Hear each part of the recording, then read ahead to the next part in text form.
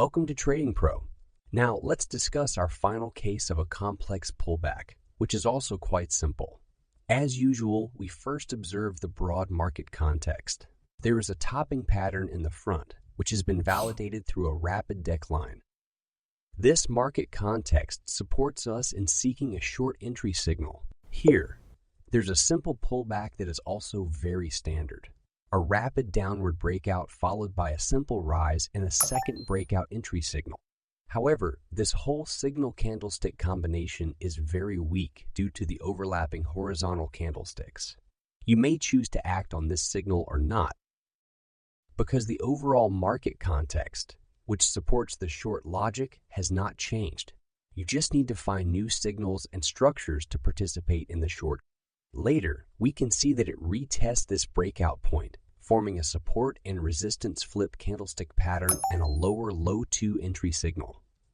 This trade is very straightforward.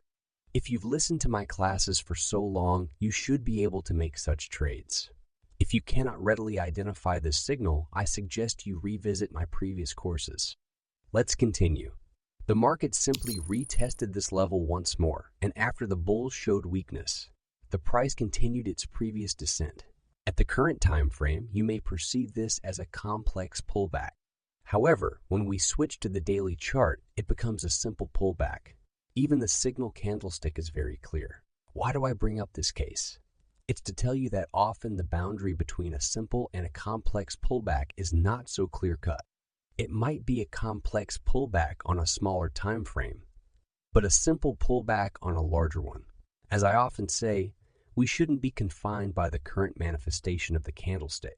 We should strive to grasp the essence of market movement, understand the power play behind the market, who's strong and who's weak in the current market status. These are what you should understand, rather than being confined by the candlestick appearance. Those who've listened from the beginning should have found this entire pullback section quite straightforward. You might have found it difficult to understand at first, but after listening to my numerous case studies, you should have a certain grasp of the overall market driven. That's because trading pullbacks, or trading with the trend, is the simplest entry method among all trading methods. Next, let's summarize the knowledge we've learned in the pullback section. Initially, I planned to record a whole series of videos to review and summarize our pullback patterns. However, upon careful reflection, I realized that all the content I intended to discuss had already been covered in previous videos. Whether it's the simple pullback of a trend, complex pullbacks, failures, or successes of pullback trends, I've discussed them all. So today, we'll simply touch on some important points to keep in mind when trading pullback patterns. First and foremost, it's important to remember that the prerequisite for trading pullbacks is that there must be a trend first. The pullback comes after the trend. If the current market condition is a trading range or potential reversal pattern, then we should not be looking for pullbacks to participate in the market. However, because I haven't yet discussed ranges and reversals, I suggest that at this stage you focus on learning rather than trading. Secondly, after a simple pullback fails, it may evolve into a complex pullback. If the complex pullback fails, there may be a change in market status. This means if you enter during a simple pullback, but the price does not continue in the direction of the trend and doesn't bring a breakout in the trend's direction, then the simple pullback may have failed and might lead to a complex pullback.